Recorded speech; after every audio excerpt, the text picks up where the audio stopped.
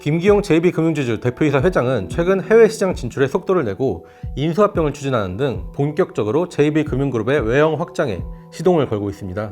국내 시장을 넘어서 해외에서 새 성장 동력을 찾고 또 JB금융 계열사의 수익원도 다변화를 해보겠다, 이런 노력의 일부로 볼 수가 있는데, 이런 성과가 긍정적으로 반영이 된다면 JB금융지주의 주가 부양에도 기여할 수 있습니다. JB금융지주는 최근 베트남에서 현지 증권회사 인수를 결정하면서 한동안 거리를 뒀던 인수합병 시장에 다시 뛰어들었습니다.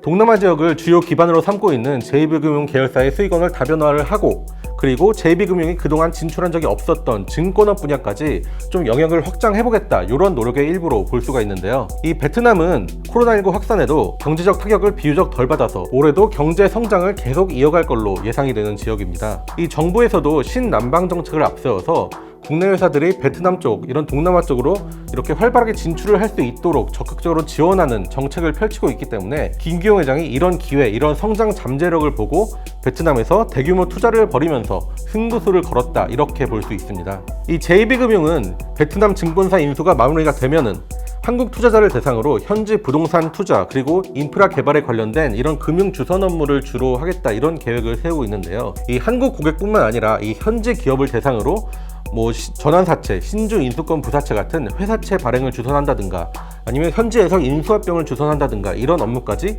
영역을 확장할 계획을 세우고 있습니다. 그래서 김기용 회장이 베트남에서 이 증권회사를 인수하는 거에 그치지 않고 또 다른 금융회사를 인수하거나 아니면 필리핀, 인도네시아, 캄보디아 이런 성장이 유망한 동남아 지역에서 추가로 인수합병을 진행해서 사업 영역을 더 확장하겠다, 이런 계획도 약간 논의가 되고 있는데요. JB금융지주는 이전에도 동남아 시장에서 인수합병을 통해서 좋은 성과를 본 적이 있습니다. 2016년에 JB금융 계열사인 전북은행 자회사로 편입이 됐던 캄보디아의 프놈펜 상업은행이라는 곳이 있는데, 인수된 지 한 4년 만에 순이익을 6배 규모로 늘리고 또 자산 규모는 3배 가깝게 늘리는 등 가파른 성장세를 보이면서 JB금융의 사업 확대 그리고 성장에 기여를 해왔습니다. JB금융지주 주가는 2016년 초에 4,000원대로 역대 최저가를 보이고 있었는데, 이 프놈펜 상업은행을 인수하고 이듬해인 2017년에는 역대 최고가 7,000원대까지 뛰었습니다. 베트남 증권사 인수는 김기용 회장이 지난해 JB금융지주 회장에 오른 뒤에 처음으로 실시했던 인수합병인데, 이런 프놈펜 상업은행이라는 성공적인 전례가 있었기 때문에 약간 자신감을 가지고 이렇게 투자를 대규모로 벌일 수 있었다, 이렇게 해석할 수 있습니다. JB금융지주는 호남 지역을 주요 사업 기반으로 두고 있고 또 은행 계열사의 수익을 대부분 이존하고 있다는 점 때문에 이 전통적인 지방 금융지주 회사의 사업 체질을 갖추고 있습니다. 그렇기 때문에 JB금융 계열사가 해외 사업에서 성공을 거두는 게 곧 수익 다변화 그리고 실적 개선으로 이어질 수 있어서 기업 가치 그리고 주가 상승을 이끄는 동력으로 작용을 할 수가 있습니다. 김기용 회장이 본격적으로 외형 확장에 시동을 걸었기 때문에 동남아에서 추가로 금융회사를 인수합병할 가능성도 거론되고 있습니다.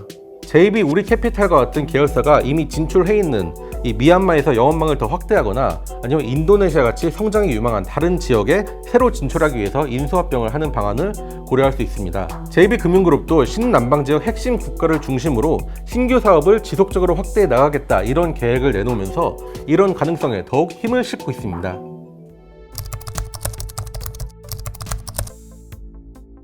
김기용 회장이 JB금융지주에서 인수합병과 같은 대규모 투자로 외형 성장의 속도를 낼 수 있게 된 건 그동안 진행했던 강도 높은 체질 개선 작업이 마무리가 돼서 JB금융지주가 기존 사업에서 안정적으로 수익성을 유지할 수 있는 기반을 마련했기 때문입니다.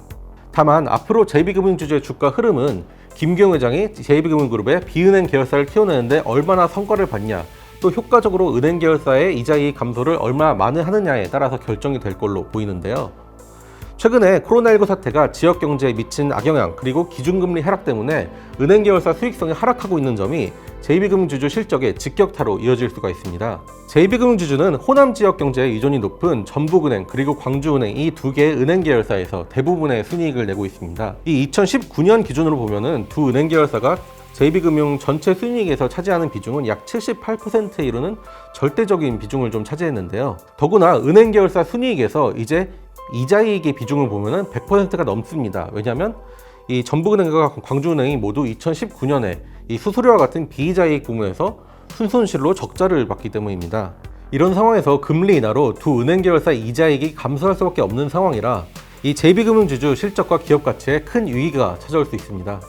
한국은행은 최근 기준금리를 역대 최저치인 0.5%까지 내렸고 연내 0.25%까지 더 낮출 수도 있다는 전망이 나오고 있습니다. 사실상 제로금리의 시대가 가까워지고 있는 건데요. 이렇게 되면 은행에서 벌어들이는 대출 이자는 크게 줄어들 수밖에 없는데, 더구나 정부에서 요즘 부동산 정책으로 부동산 대출 규제를 강화하면서 이 은행들의 주요 수익원이었던 대출업 이자이익이 많이 축소가 되고 있습니다. 그렇기 때문에 이 코로나19 사태로 소비, 경제활동, 또 관광, 조선사업 이런 게 모두 침체가 돼 있는 상태에서 이 호남 지역 경제에 의존을 하고 있는 JB금융그룹의 실적은 점점 불안해질 수밖에 없습니다. 그래서 JB금융지주가 은행 계열사의 의존을 낮추고, 그리고 비은행 계열사에서 거두는 비이자 수익을 늘리는 과제가 아주 시급해졌다, 이런 상황이라고 판단을 할 수가 있는데요. 김기용 회장이 이런 사업 체질 개선을 적기에 이뤄내지 못한다면 실적 부진이 장기화될 수밖에 없고, 또 재무 구조도 나빠져서 주가 부양이 어려워질 걸로 예상됩니다. 반면에 김기용 회장이 코로나19 이후 시대에 효과적 대응 방안을 마련하고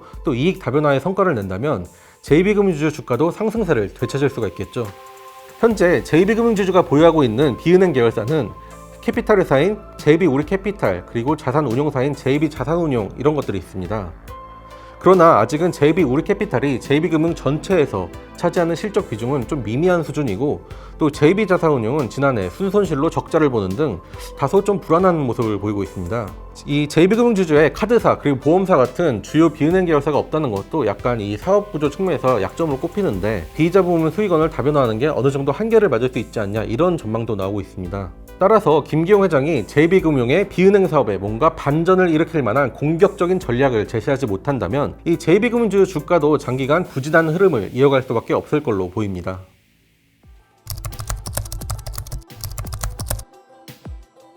JB금융지주 주가는 현재 코로나19 사태를 겪으면서도 상대적으로 양호한 흐름을 보이고 있는데요.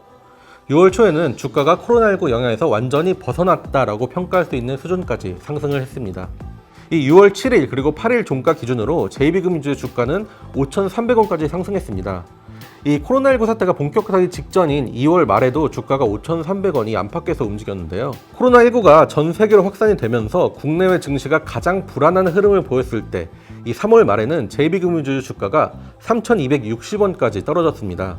하지만 주가가 단기간에 상승하면서 말 그대로 V자형 반등을 보였습니다. 이 기간에 국내 코스피 지수와 같은 증시 지표가 빠르게 회복을 했고, 또 은행주도 전반적으로 가파르게 상승을 하면서 JB금융지주 주가도 비슷한 흐름을 타게 되었습니다. 하지만 JB금융지주와 라이벌로 꼽히는 다른 지방금융지주의 주가 흐름을 본다면 JB금융지주는 주가를 상대적으로 훨씬 잘 방어하는 모습을 보이고 있습니다. 6월 중순부터는 코로나19 2차 확산 우려로 주가가 잠시 주춤하고 있지만, 그래도 경쟁 지방금융지주사랑 비교하면 상대적으로 양호한 흐름을 보이고 있습니다. BNK금융지주 그리고 DGB금융지주의 주가를 보면은 둘 다 코로나19 사태가 정점을 맞았을 때 주가가 3,000원대까지 급락한 적이 있는데요.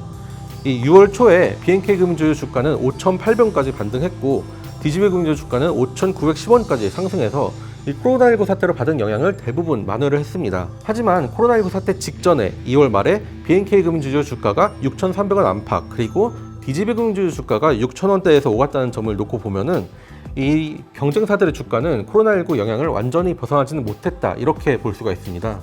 결국 국내 지방금융지주 3곳 가운데 JB금융지주만 뚜렷한 주가 회복세를 나타내면서 코로나19 사태 이전까지 기업 가치를 되돌리는 이런 성과를 낸 겁니다. 이 JB금융지주가 자산 건전성 그리고 수익성을 모두 우수한 수준으로 유지를 하고 있어서 이 코로나19 같은 위기가 발생했을 때 실적 방어 능력을 훨씬 잘 갖추고 있다라는 투자자 판단이 반영이 되면서 이렇게 다른 금융지주사하고 차별화된 주가 흐름을 보일 수 있었다는 분석이 나옵니다. 김기용 회장을 포함한 JB금융지주 임원이 코로나19 사태가 벌어지는 가운데 자사주를 꾸준히 매입을 하면서 주가 부양에 힘을 썼던 것도 이 투자자 신뢰 회복으로 이어져서 주가 상승을 이끌 수 있었는데요. 이 김기용 회장하고 JB금융지주 그리고 계열사 경영진은 이 올해 3월 들어서 자사주를 총 31만 700주를 매입을 했는데, 주식 매입 가격으로만 따져도 약 10억 원이 넘는 규모로 추산이 됩니다. JB금융 경영진이 평소에도 책임 경영을 강조하면서 이 자사주를 꾸준히 매입해 주가 부양에 기여했던 효과가 코로나19 국면에도 긍정적으로 반영이 됐다고 볼 수 있습니다. 이 JB금융지주 관계자는 주가가 과도하게 저평가가 되고 있는 상태에서 이 경영진들이 자사주를 매입해서 이 주주들을 향해서 주가 부양에 확실한 메시지 그리고 의지를 보인 것이라는 말을 했습니다.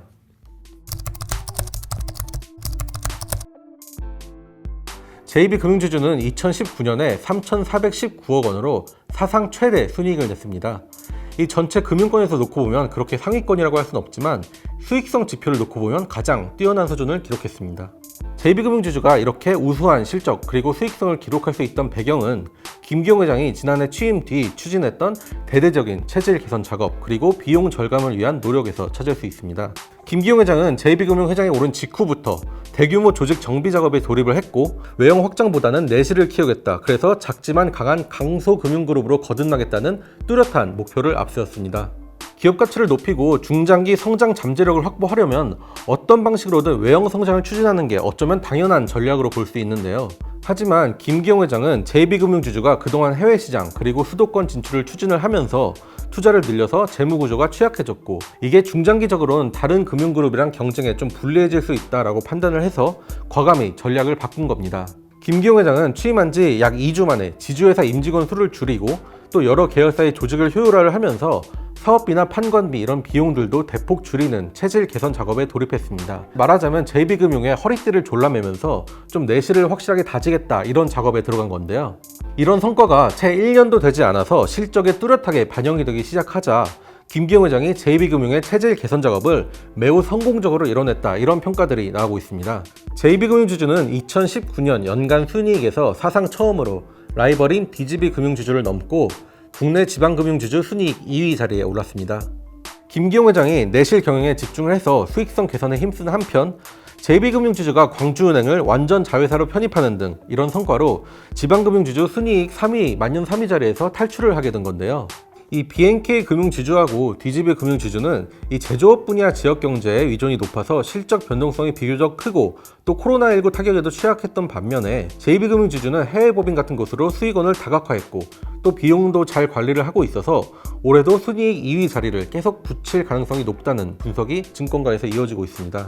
JB금융그룹은 최근에 투자금융, 자산관리, 그리고 디지털과 같은 주요 사업 분야에서 계열사들이 힘을 합쳐서 협업을 논의하는 그룹 시너지 협의체를 구성했습니다.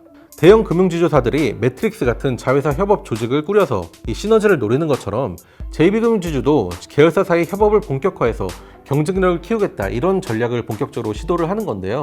이 계열사들이 힘을 합쳐서 공동으로 사업을 진행하면 인력과 비용을 효율화할 수 있어서 JB금융의 비용 절감 그리고 수익성 개선을 앞세우던 김기용 회장이 기존 전략과 일치하는 측면이 있습니다. 또 비은행 계열사가 은행 계열사의 도움을 받아서 성장을 앞당길 수 있다는 장점도 나타날 걸로 예상됩니다.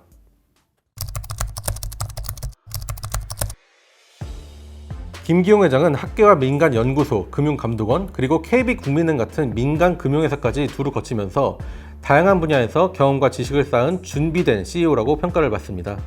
1998년까지 충북대학교 교수로 일하면서 이 금융학회 같은 거에 열리면 참석을 해서 국내 보험 정책하고 관련된 많은 제언을 내놓는 등 활발한 활동을 보였는데요. 이런 이력 때문에 금융감독원에서 이 보험 담당 부원장부로 발탁을 해서 보험업계 구조조정을 주도하도록 했고 나중에는 KB국민은행의 사회이사까지 맡게 되면서 이 민간 금융회사하고 연을 맺기 시작했습니다. 김기용 회장은 KB국민은행 사회이사를 맡을 당시에 이 사회에서 이런 소수의견 같은 걸 내고 또 경영진의 쓴소리를 하는 것도 마다하지 않는 등 강경한 태도를 보였던 걸로 전해지는데요. 결국 김기용 회장의 안목, 적극성, 그리고 전문성 등을 높이 평가했던 KB국민은행에서 김기용 회장을 수석 부행장으로 영입을 하면서 본격적으로 김기용 회장이 이제 민간 금융회사 경영에 발을 들이게 된 거죠. KB국민은행에서 김기용 회장은 지주회사 설립을 위한 기틀을 다지는 실무 역할을 맡았고 이를 통해서 KB금융지주가 탄생하는 데 기여했습니다. KB금융지주가 설립된 이후에는 JB금융그룹으로 이동해서 JB자산운용 대표를 맡다가 결국 JB금융지주 회장까지 오르면서 역할을 확대했는데요. 이런 다양한 배경을 거친 만큼 전문 지식도 많고 다양한 상황에 대응할 수 있는 역량을 갖췄다고 평가할 수 있습니다. 이제는 약 1년에 걸쳐 진행이 됐던 JB금융그룹의 조직 안정화 작업도 어느 정도 마무리가 된 만큼 김기용 회장이 본격적으로 자신만의 경영 스타일을 보여줄 이제 좋은 시기가 왔다 이렇게 볼 수 있습니다. 코로나19라는 예기치 못한 사태가 이렇게 닥치면서 JB금융지주뿐만 아니라 모든 금융회사가 당분간 경기 침체, 금리 하락, 그리고 규제 강화 같은 것 때문에 고전할 수밖에 없는 상황인데요. 김기용 회장이 다양한 분야를 거치면서 쌓았던 지식 그리고 경험이 코로나19라는 위기를 대응하는 데 효과를 볼 수 있을지 지켜봐야 할 것 같습니다.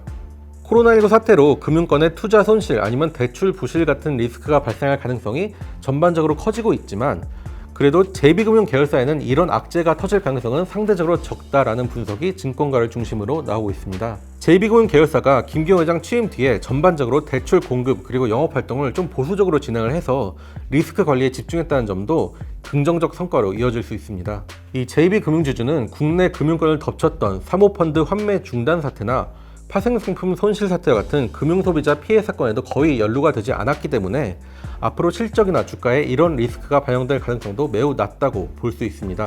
하지만 김기용 회장이 JB금융주 주가 부양에 실제로 성과를 낼 수 있는지는 좀 조심스럽게 상황을 지켜봐야 될 것 같습니다. 코로나19 2차 확산 우려로 6월 들어서 JB금융주주 주가가 다시 하락세를 보이기 시작하면서 당분간 이런 외부 변수에 주가 흐름이 취약할 수밖에 없는 상황이 이어지고 있는데요. JB금융그룹이 한국에서 금리 인하 그리고 지역 경기 침체와 같은 이런 악영향을 넘고 성장 동력을 확보하는 일은 당분간 좀 한계를 맞을 수밖에 없는 상황입니다. 따라서 김기용 회장이 베트남과 캄보디아 이런 지역에서 진행하고 있는 해외 사업이 얼마나 빠르고 효과적으로 전체 실적에 기여할 수 있는지가 JB금융주 주가 흐름을 결정할 걸로 예상됩니다. 김기용 회장은 올해 주주총회에서 사업 포트폴리오를 다각화해 미래 성장 동력 확보에 나서는 한편 핵심 경쟁력을 바탕으로 질적 성장을 지속해 젊고 강한 대한민국 대표 강소금융그룹으로 거듭나겠다라는 목표를 재차 강조했습니다.